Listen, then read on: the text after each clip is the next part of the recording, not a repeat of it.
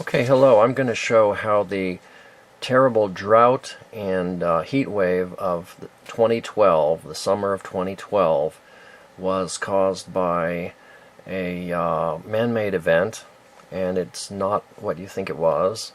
And I'm going to show you the scientific measurements that verify that this was actually a man-made event. On the left I have this US Drought Monitor report, which is a weekly drought status report put together by the US government.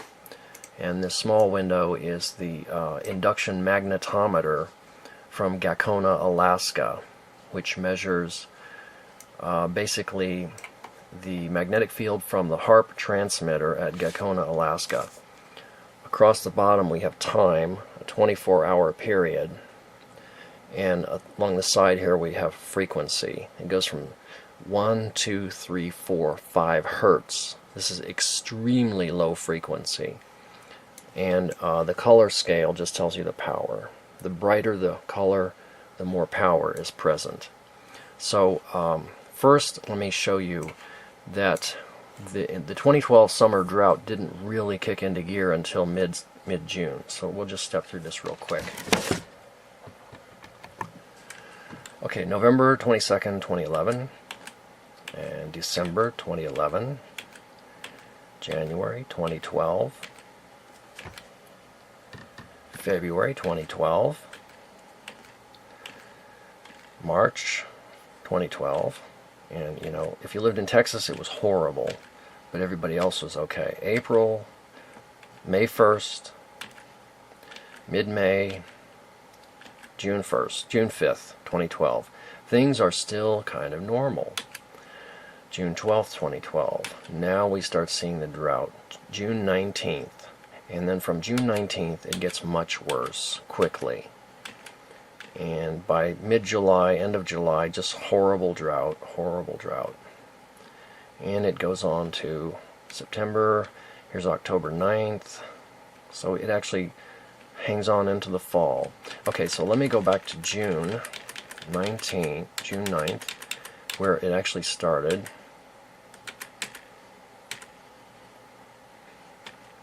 Okay, May 29th, June 5th, June 12th, June 19th. Okay, now June 19th, we are going to zip through this HAARP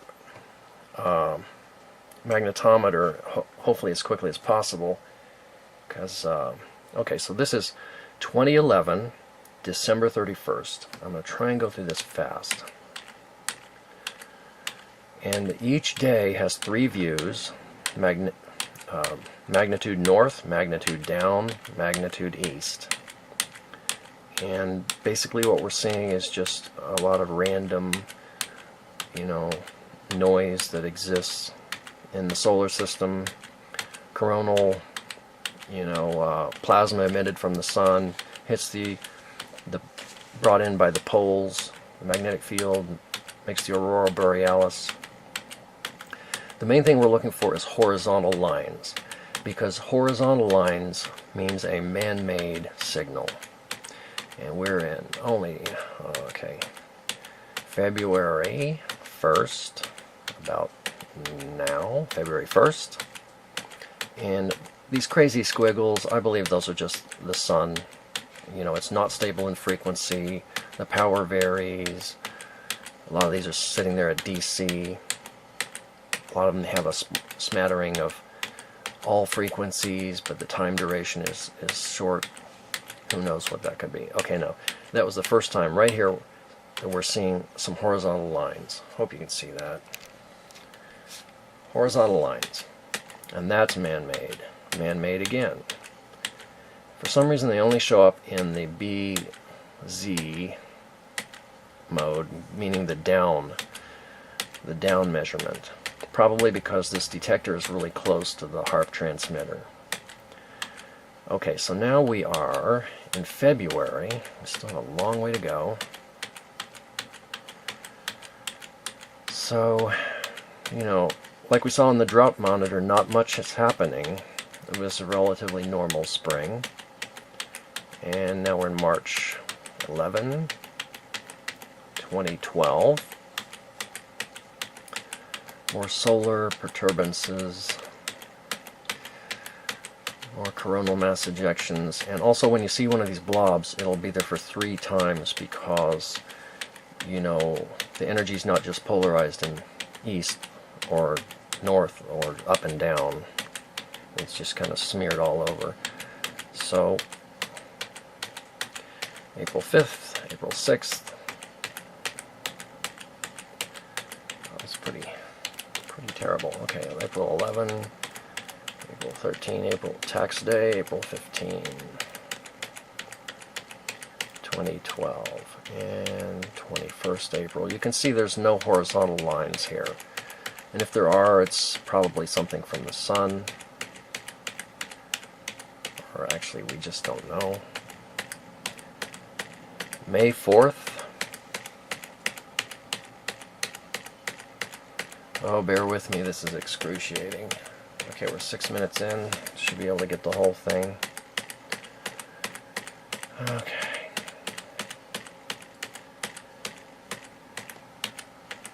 Okay, you know, it's just random noise pretty much. Now we're at May 25th. Finally, we're getting to the zone that we want to see. I just had to show this history so that it would be, you could see what normal HAARP looks like.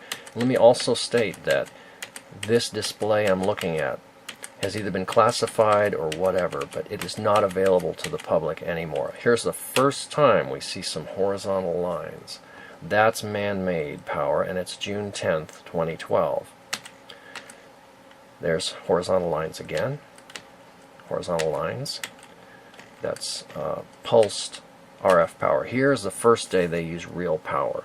Starts at 14 Zulu, ends at 9 Zulu. So it's on almost all 24 hours. Okay, now June 14th, they turn it on at 14 Zulu, which I believe is 9 a.m., and it goes off 9 a.m. Central. It goes off at 11 p.m. Central. And again, it's on 15th. There's, boy, that's bright. This is a lot of power. It's on from 9 a.m. to 11 p.m. Central. And again, it's on. Okay, June 17th, this sucker is transmitting full power in pulse mode. Pulse mode means that it's, you know, we have these discrete frequencies. That's a square wave or a triangle wave or whatever, but it's a directional beam. Okay, it's on from June 16 on. So,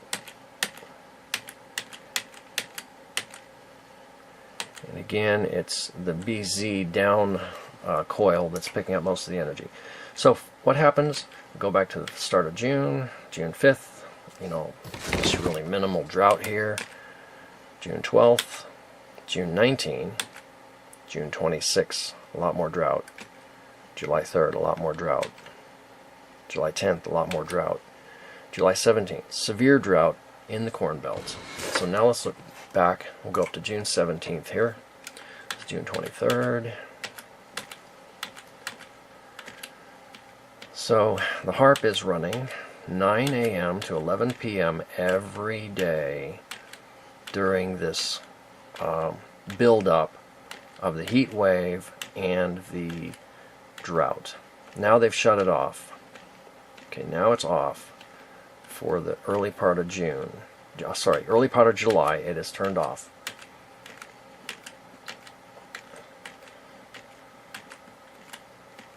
And I might add that once you get the drought going, you can use chemtrails to completely suppress any rain whatsoever. And without any rain, you have greater and greater heat. So this is only one of the tools. Now it's back on again. July 17th, they turn it back on. So what happens July 17th? Well, so the end of June, July 3rd, July 10, July 17, it's much worse. So let's keep seeing what happens here. It's on. July 19th, it's on. July 20th, it's on. July 21st, it's on. July 26th, it's on. August 1st, it's on, pulsing from 9 a.m. to 11 p.m. in a directional beam. Okay, now here they have changed to some other mode. August 6th, July 24. I mean, here, the drought is just extreme, outrageous. Let me go back again. I have the camera wrong. I'll just go back to, okay, May 29th, no drought. June 5th, June 12th, HAARP turns on this day, June 19th. Drought increases much worse over a week. July 3rd, much worse. HAARP is still on. July 17. Okay, now it's so bad they turn HAARP off and let it coast. Coasts, and now in early August, okay, August 6th, they turn it back on. So HAARP is off, HAARP is back on this day. HAARP is on. Okay, let's see what happens mid-August. It's running in this strange pulsed mode that's this is directing these beams to different locations, and that is a mode which is used to suppress rainstorms by heating the ionosphere locally, causing a descending column of air that crushes the convection of the rainstorm. And this is all well documented in all these research papers. Okay, so by mid-August, they have turned it off. By mid-August, the drought was so severe that I don't think they wanted to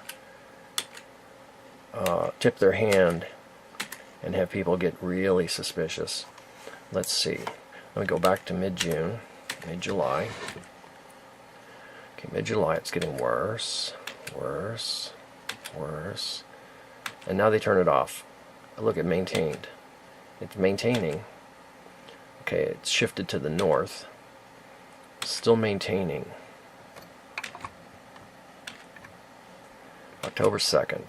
Now, once you get that much of a heat and drought, I believe it's going to really, plus use the chemtrails to prevent rain by setting up the thermal inversion and stopping the peak heating of the day. So, gosh, December 4th, they just, oh wow, this thing went clear into January 2013.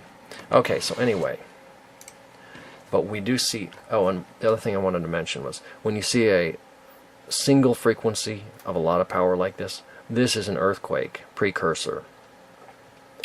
And I believe they transmit this, and different areas of the globe have a slightly different frequency. Like I believe the Fukushima, I witnessed it was something like 2.4 hertz. So I don't know what 1.7 hertz is. But you could look up that date of August 19, 2012 and find some earthquake somewhere. Or usually they will run it in CW mode like this for like 3 days, and then the earthquake happens, they turn it off. We're talking global weather warfare. This is a weapon, as you can ask all those corn and soybean and wheat farmers who lost all their farms and got bought out by a Monsanto corporation. Okay, so we do not see any more pulsed mode. Oops, yes we do. Pulsed mode, August 28th comes back on again. August 28th, it's back on. They just couldn't leave well enough alone. So end of August, it's back on. And my time is just about out, but end of August, and okay, end of August for about a week, it was back on. Let me go back to that and see. Sorry, I'm not a video producer, but hope you get the meaning. Okay, end of August, they turn it back on. Boom, it's on. Worse, worse, worse. September, it's off. Okay, we can see there is correlation. Thanks for watching. Please forward this video.